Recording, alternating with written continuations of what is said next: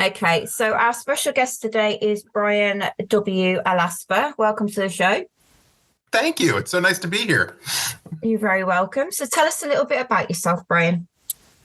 Oh gosh. Well, I'm a native of Chicago, Illinois, USA, and I have been writing in one form or another since I sat down at my mom's giant blue electric typewriter in the third grade and pecked out my very first short story, which was a complete ripoff of the movie Jaws that I was obsessed with at that time.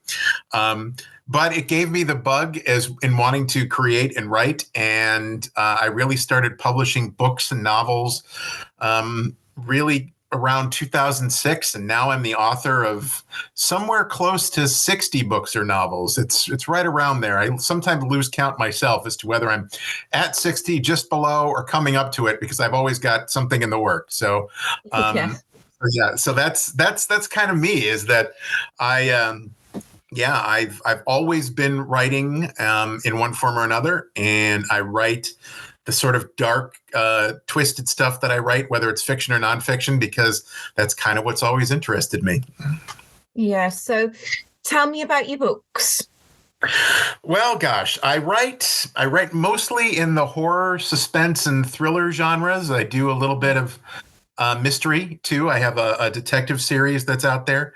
I've got a few young adult books, but a lot of them tend to be on the darker side. Even in my nonfiction realm, I write true crime, and Yeah. even if it's about like history, it's usually like one of my history books is all about disasters that happen in and around the Chicago area. So um, so I tend to lean towards the darker side of life, whether it's fiction or nonfiction.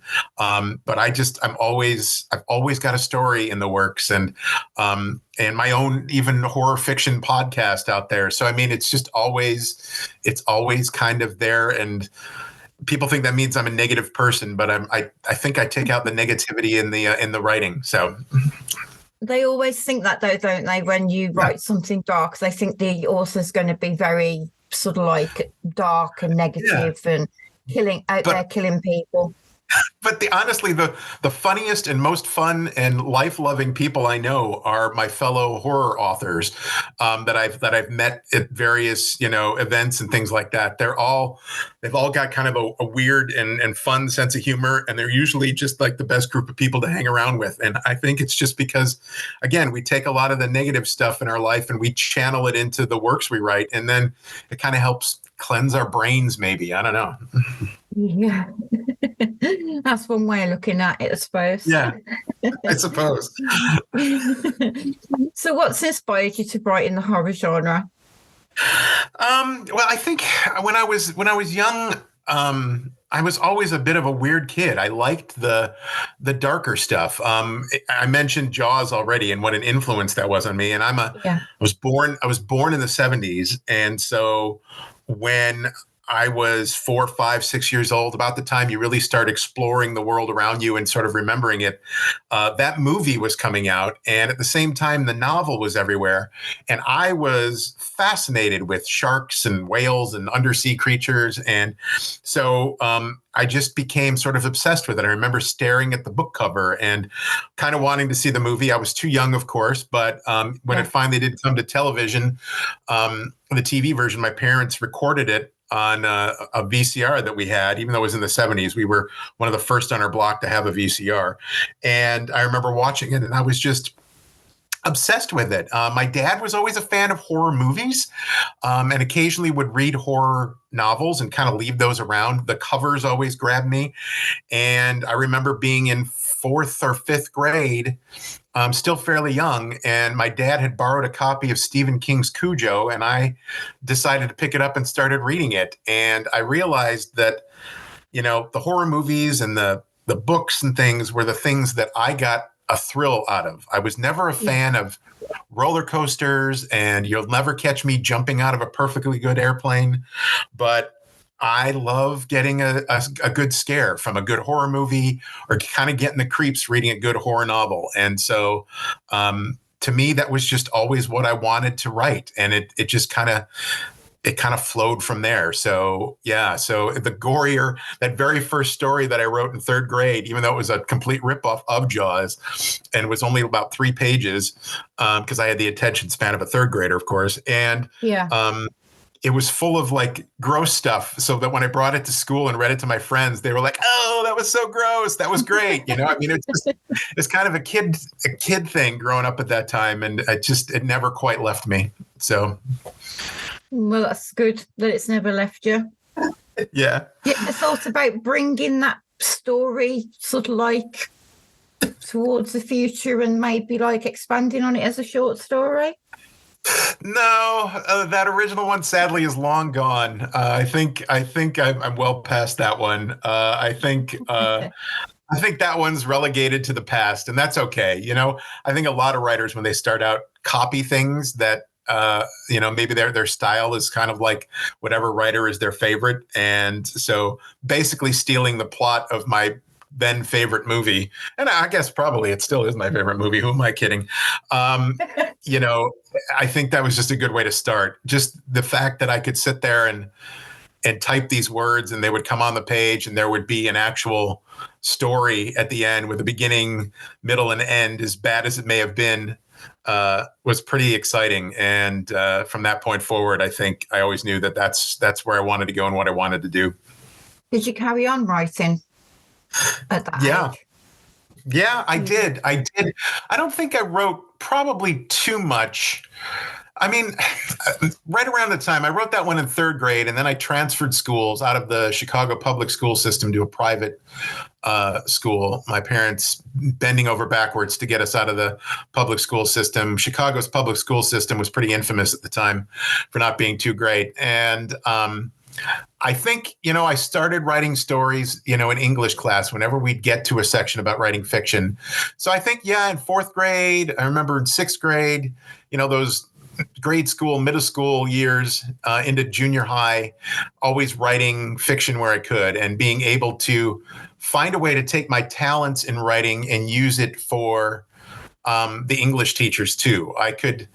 I learned pretty early that to use my powers for evil in some way, shape, or form, because I could always get by with maybe filling some of those school papers I had to write by using my writing talents rather than well done research and things like that.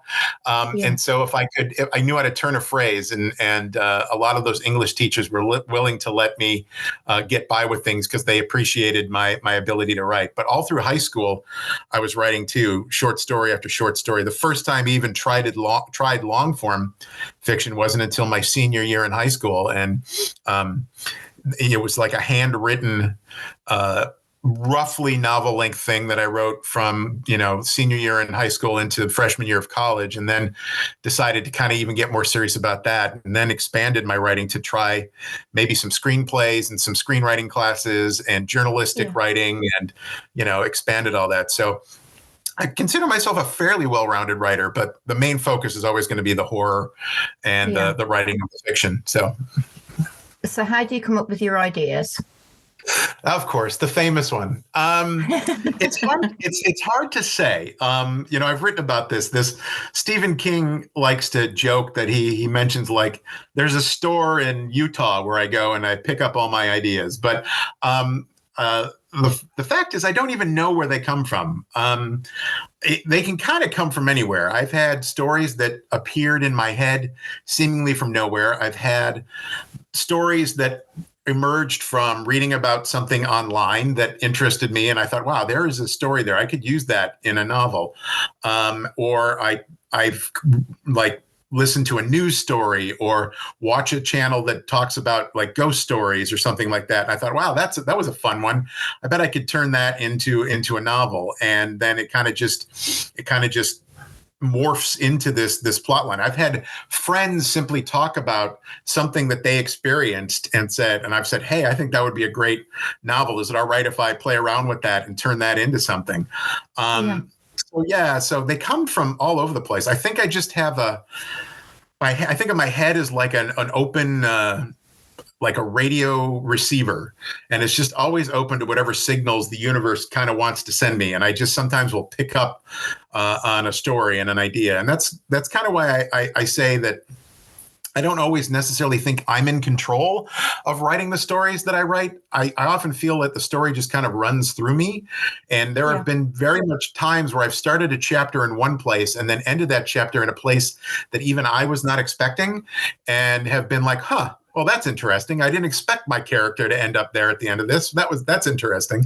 So I hope that translates to the reader as well. I often firmly believe that, that's why I don't really do outlines. For my nonfiction, I do, because that's different. But for the fiction, I go in sequential order. I pick up right where I left off every time. I try to bang out about 1,000 words a day if I can when I'm in the thick of it, and it just kind of flows through me. When it's flowing really nicely, that's usually when I get an idea that this is probably going to be a pretty good story. Yeah. So how do you decide on where you put your scares and your twists and the pacing of your books? Yeah, it changes. That's another thing that's sort of interesting, is that it's hard to say for sure where all that happens. It's almost instinctual for me. I just generally have an idea. I do what I can. I've been a consumer of horror fiction, suspense, thrillers. I'm a devotee of Hitchcock's films and things like that too.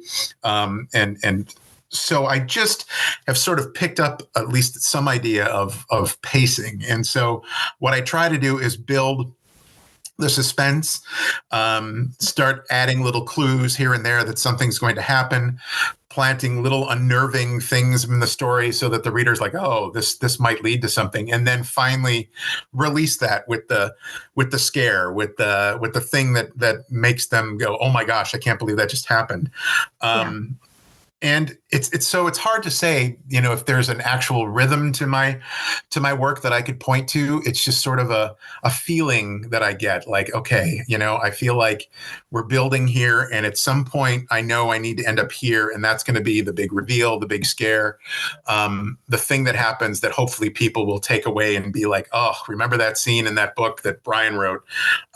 So I wish I had a secret formula that I could give, but it kind of is just something I've developed and learned how to do over time, by constantly reading, consuming media, and just writing. Yeah. Now, something that's come up in the last couple of interviews that I've done regarding plotters and pantsers. So what do you consider yourself?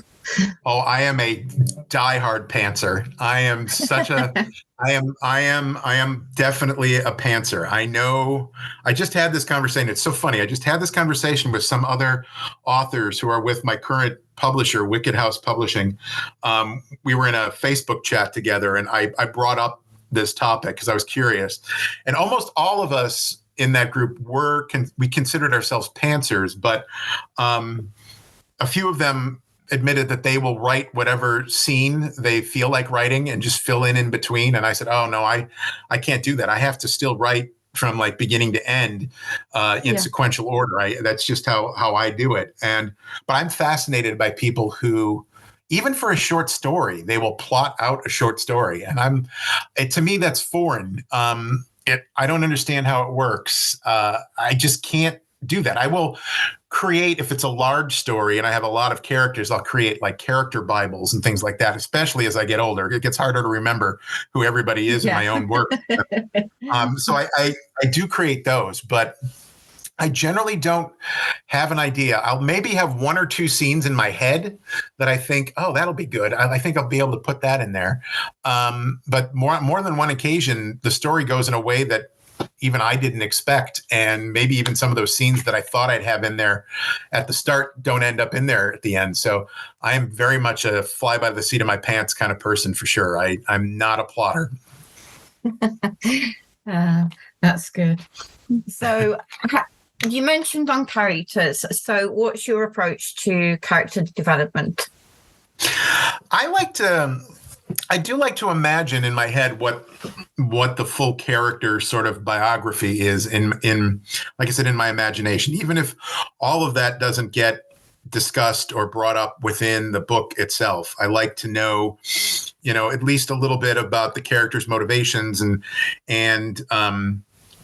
where they came from. And usually that allows me to create what I hope are very three-dimensional and relatable characters. I think that's important, particularly in the genres that I write, because, in horror, the horror works best, or suspense or thrillers.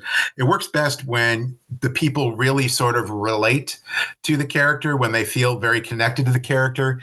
And then when the bad things happen, they feel that very emotional sort of reaction to it when it happens. I don't know if I succeed every time in doing that, but I definitely try for it every time. And I've had a few people reach out to me on email and social media and be like, darn you, I can't believe you did this to that character. I really like that person. And to me, of course, they're upset, but I'm like, yes, I did it right. I got them to relate to that character and then feel that emotion when something bad happened to them. So, one of the best compliments I ever got was something I wrote for a college fiction writing course. And someone came up afterwards to me and said, damn you, you gave me nightmares all night. I was thinking about, what was in that story all night. And I was like, I'm not going to apologize because that's what I was going for. So that's the highest compliment you could possibly give me. Thank you.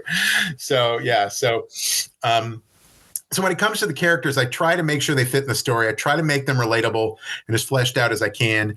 I will almost sort of mentally break them up into the ones that I want to be like the main characters. So those are the ones I really have to get a good idea of who they are, where they came from, and why they're doing what they're doing and within the story. And then, of course, there are some characters that are minor characters. And even those, I like to know in my own mind, at least a little bit more about who they are and what they're doing, even if I don't flesh them out entirely as I do some of the others. So that's kind of my approach to character development. It needs to fit the story, but, I sometimes feel like they sort of tell their stories to me. So, I at least have an idea of kind of why they're doing what they're doing before I start.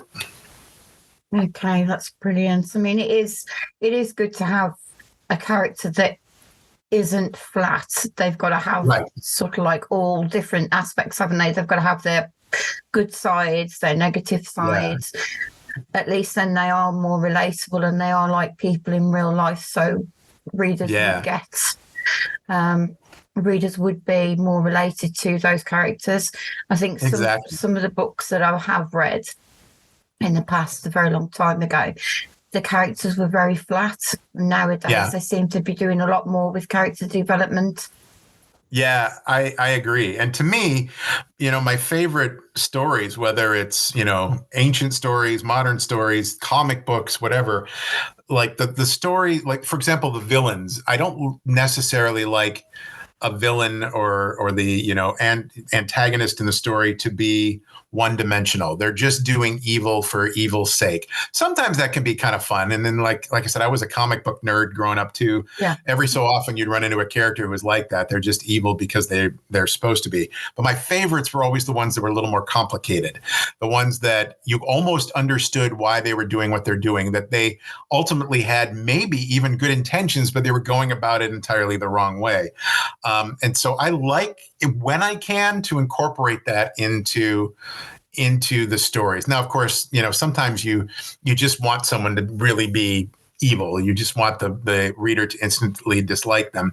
And I've had stories like that as well. But my favorites are the one that even the bad guys have a little bit more of a backstory to them, and you can understand how they ended up where they're here. Because I believe that's true in real life. We tend to elevate certain people as saints and other people are instantly demonized. And you forget all the in-between, that both of them started as babies with a clean slate and both could have been good. Both could have gone evil, but one went one way because of certain circumstances and one went another way because of different circumstances. And I think understanding that is kind of more important than just automatically putting someone in, oh, they're just pure evil. Oh, they're just pure good, because, that's not necessarily true. That's probably not true, So I like to try to incorporate that into my stories, but honestly, sometimes you have to take a shortcut or two, and the bad guy's just bad. but I try. So, do you find anything challenging with writing at all? For me, I mean, there are occasionally times where stories get a little bit hard to write, but I've been, knock on wood, extraordinarily lucky. And in the number of times I've been in a story and run into writer's block has been very small. Generally, it flows pretty nicely, and I'm so lucky on that regard. The only thing that becomes a struggle for me is just always finding the time. Writing still doesn't pay the bills full time, so I have to work a full time job. I'm a manager now at that job, so there's a lot of responsibility and a lot of things that I'm working on. So I try to write in the morning, and as I've kind of gotten older, it's become harder to put down that 1,000 words before work. So if I can get to 500, that's great. If I can, sneak a little time maybe at lunch to write or something like that, that's great. Yeah. Weekends, I always think I'm going to have tons of time to write. And then before I know it, I've been running errands and doing things and, running around all over the place, and the time just goes by. So it just feels like there's not enough time. I have so many stories, I feel like, in my head, and like the time just keeps going and going and going. And it's really hard sometimes to find all that. Plus, I'm either I do some self-published stuff, and I work with smaller presses where I, as the writer, then have to do a lot of the marketing too. So then, like my newest book comes out in August, and it does really well at the start, but now it's like, I also have to be the person who's talking about it, who's doing social media ads, posting on my own social media constantly. It's like I can't let up for a minute. So when you bundle all that together, the amount of time you have to actually create something becomes just the sliver of time, and that is a big challenge for me. Yeah, it's the marketing's hard, isn't it? Yeah.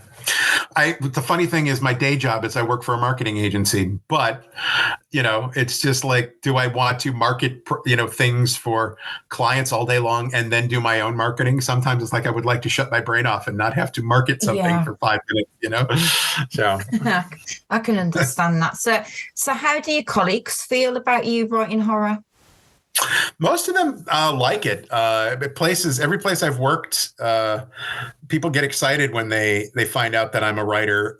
What's funny is I run into so many people who say things like, "Oh, I can't read horror. I can't read horror." But more than often than not, you find the people who are like me, who are dedicated to horror movies and horror fiction, and are kind of excited about that. The fact that I have works that are published is pretty exciting for them. They tend to kind of like that. Thankfully, I've never been in a place that wanted to put any restrictions on what I can or can't write or work on outside of my time at the office. So Yeah. I've always been lucky in finding employers who encourage that kind of thing outside of work. And I always say, the reason I write my fiction to start off the morning is primes the creative pump in my head so that I'm then ready to, come up with marketing ideas and write marketing copy for the rest of the day, so I think it benefits my day job in the long run.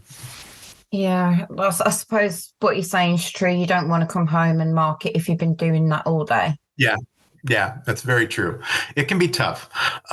So, if I can do it like on my phone, just social media posts, I can do it for a little while. But at some point, I do have to shut off the brain and watch some mindless TV show or something like that so that I can probably fall asleep on the couch by 9:00, So. Okay, so are there any memorable reactions from your readers that stand out to you?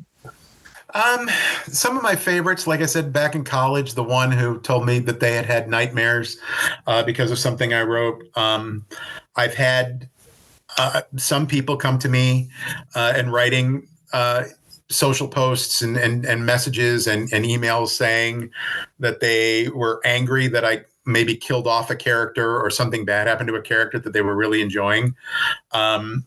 I've had some weird ones. I did this novel called The Man from Torrid, which is based on an old urban legend called The Man from Torrid as well. And I had a gentleman email me insisting that the urban legend was true and that his father was the man in question.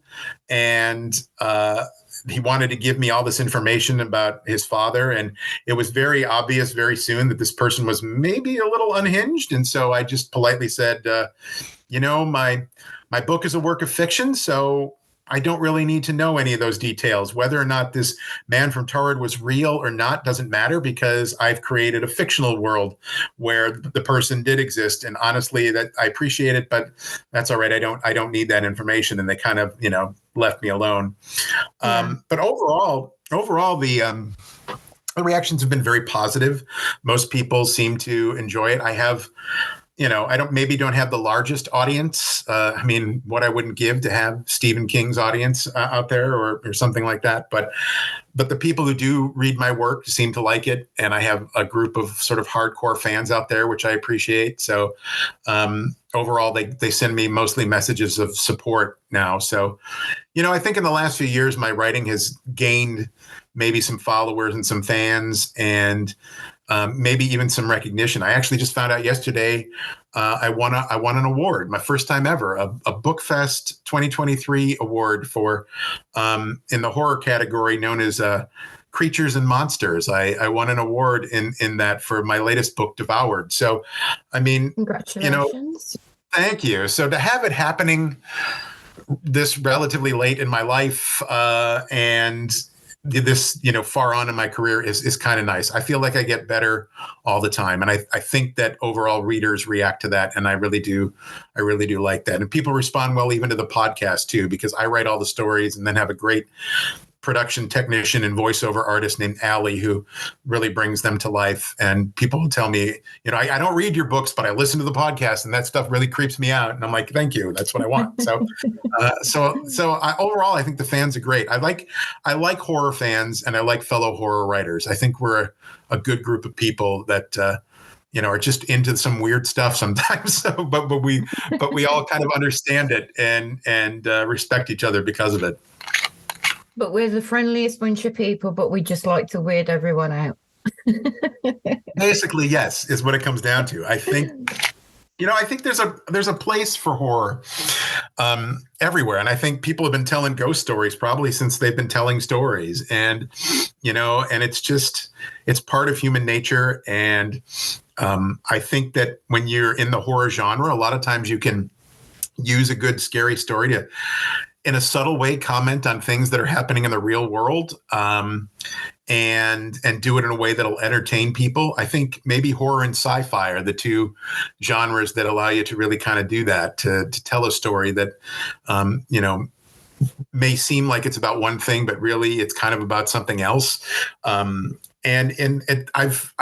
spoken to a few younger people who are in writing classes and horror writing classes, and I see that continuing. I mean, they do horror stories that talk about body dysmorphia and, and things that are like really happening in the world. And they do it in a way that's kind of creepy and kind of scary and fun, but also has a deeper meaning. And that's what I really love. The people who are into that and the people who just want to have fun, because sometimes scaring yourself is just a lot of fun. And that's what I like. So, so I just think they're a great group of people. And I really do feel like there's a place for it. There always is. Real life is always going to be scarier than anything I can write, is what I've found. Every time I think I've written the scariest thing ever, something happens in the real world that is infinitely more terrifying than anything I could write. So I think horror is a great diversion for the horrors in the real world. It is, yeah. So have you got any upcoming projects or releases that you're really excited about? Well, the latest one is my one that came out in August. It's still going strong out there. It's called Devoured, and it's based on a Native American legend that I learned about when I lived for a time in St. Louis. And so that's exciting. It's a little bit like a kaiju story. My version of like a Godzilla type monster that kind of gets loose and destroys most of St. Louis, which, let me tell you, that was fun to write the destruction of a city into a story. I have some things in the works. I have a new season of my fiction podcast, When the Night Comes Out. Season 4 of that is going along nicely, available on all your podcast apps. And I have a book currently in with my beta readers who are leaving great comments and suggestions for me and for ways to improve the story. And I hope that will be a new release sometime next year. And I'm currently working on a new novel, a thriller right now that I'm a little bit more than halfway through. I think I'm getting close to the big climax of the story. And I don't know when that one will see the light of day. Maybe that will also manage to come out in 2024, but it could be 2025. So I have to. I also recently went back and found an old story that I started to write back in 2013 and then for some reason stopped. And I realized that it actually wasn't as bad and was probably salvageable. And so now I'm thinking I might go back and maybe rework some of the stuff I had originally written and maybe see if I can finish writing that story. So I've always got a project going, and hopefully more is coming very, very soon. Well, we'll look forward to seeing all of those come out. Yes, I'm sure that'll be fantastic. And congratulations on your reward. Thank you very much. I appreciate that. And thanks again for letting me be on here to talk about this. I love talking about it. You're very welcome. Well, thank you very much for your time, Bryan. It's been lovely having you here. Is there anything else you'd like to add? Nope, I think that's it. Again, I just really, really appreciate all the readers, all the listeners, and for you for taking the time to talk to me. And I just hope I have more great stuff for everybody coming very soon. So stay tuned.